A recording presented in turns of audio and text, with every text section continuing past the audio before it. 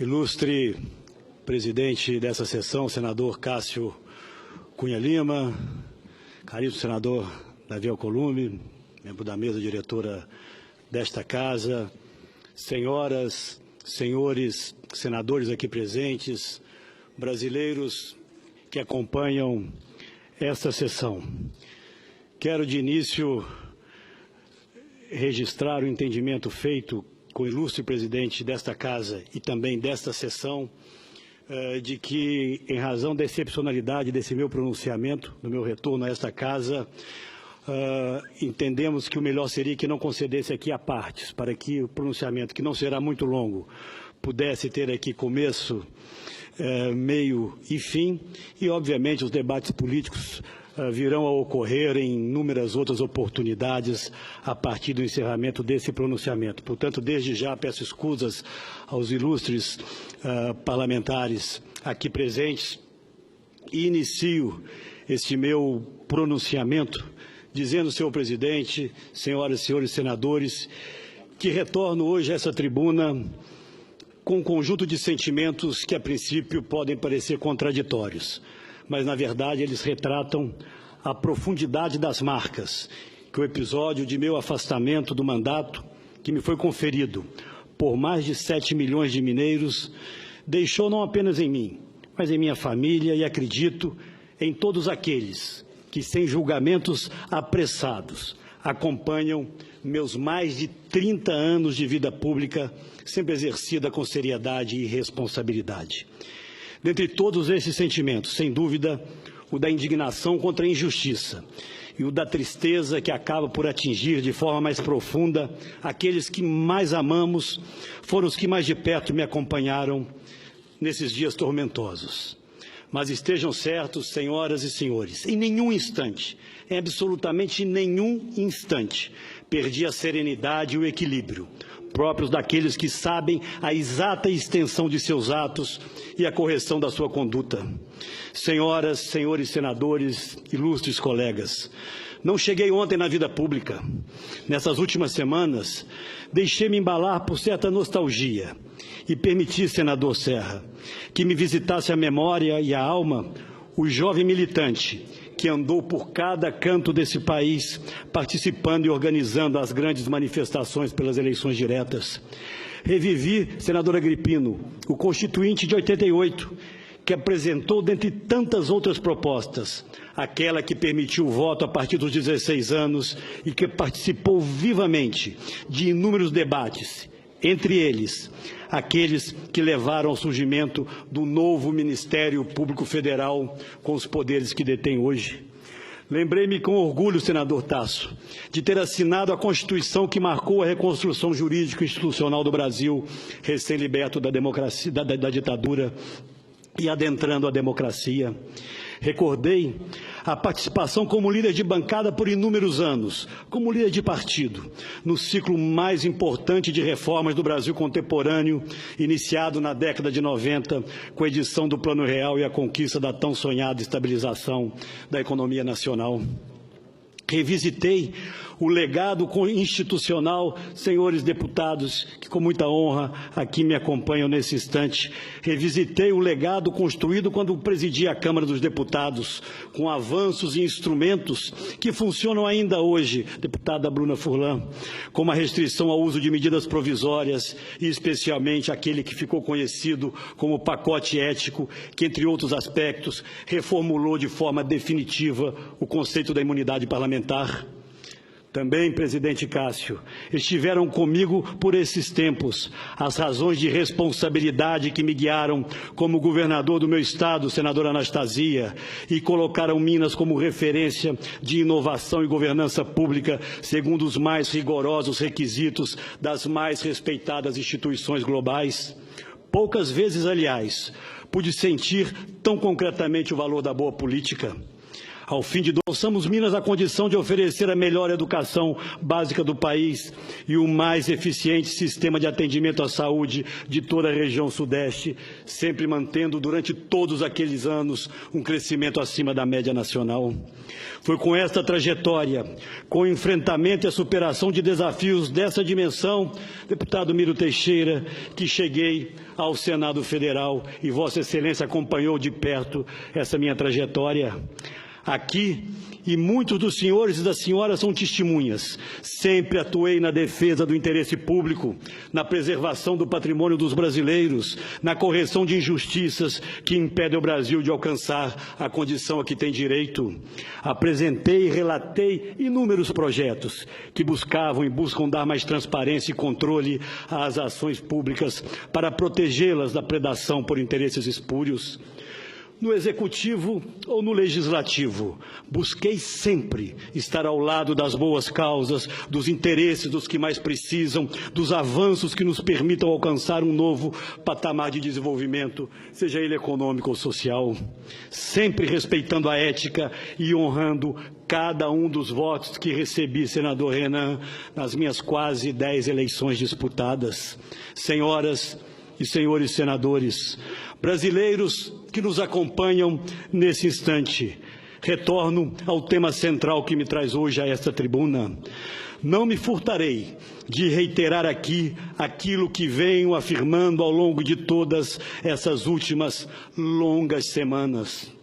Senhoras, senhores parlamentares, brasileiros e brasileiras, não cometi crime algum, não aceitei recursos de origem ilícita, não ofereci ou prometi vantagens indevidas a quem quer que fosse e tampouco atuei para obstruir a ação da justiça, como me acusaram.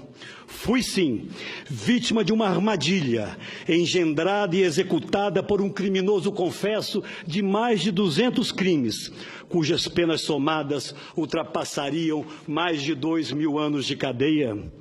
Procurei, sim, esse cidadão, cuja face delinquente o Brasil ainda não conhecia, e por meio de minha irmã, reitero, ofereci a ele a compra de um apartamento de propriedade de minha família e que já havia sido oferecido a pelo menos outros 4 empresários brasileiros.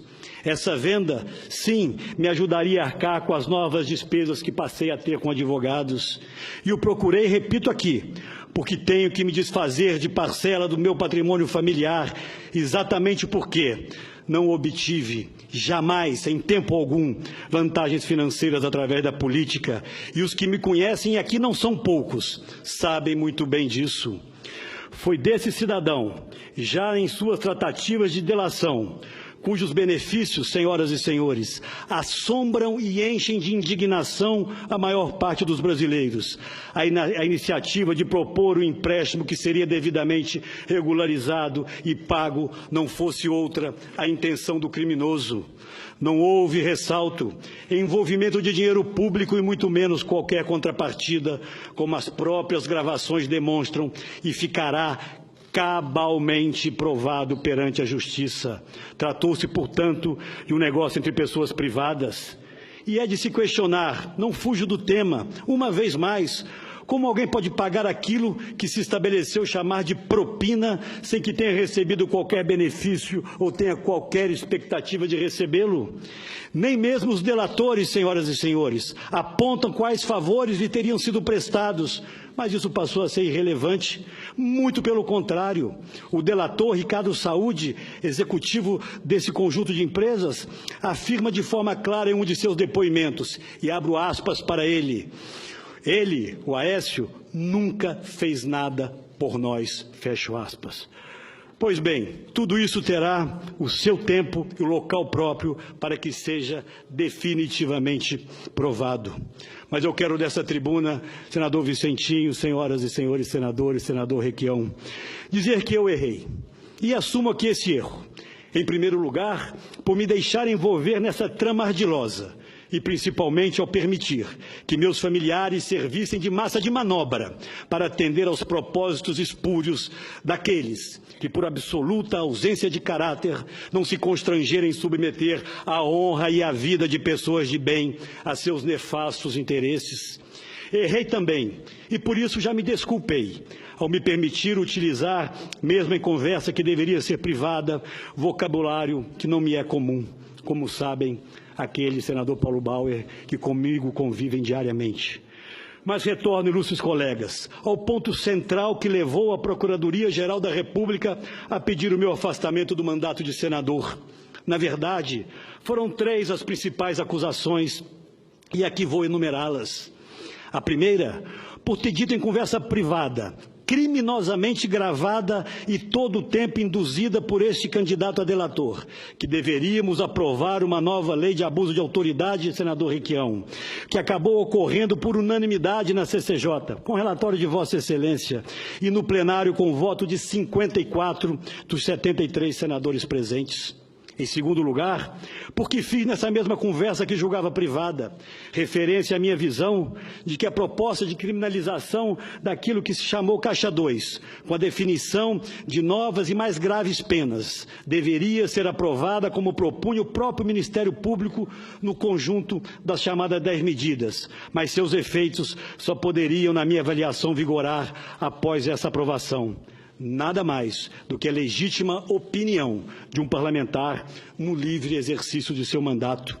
E, por fim, acusaram-me pelas críticas que fiz em privado ao funcionamento de determinadas áreas do governo. Pois bem, senhoras e senhores senadores, esse conjunto de manifestações foi interpretado como tentativa de obstrução de justiça. Nada mais distante da realidade. Aliás, muito pelo contrário. O Brasil, e o senhor senador Fernando Bezerra Coelho sabe disso, é testemunha das inúmeras vezes em que, como presidente do PSDB, levantei minha voz em defesa da Operação Lava Jato e das instituições que a conduzem. Essa sempre foi a posição, não apenas minha, mas de todo o meu partido. Jamais interferi em nenhum órgão envolvido nas investigações, embora entenda que existam reparos a serem feitos à atuação de alguns de seus membros.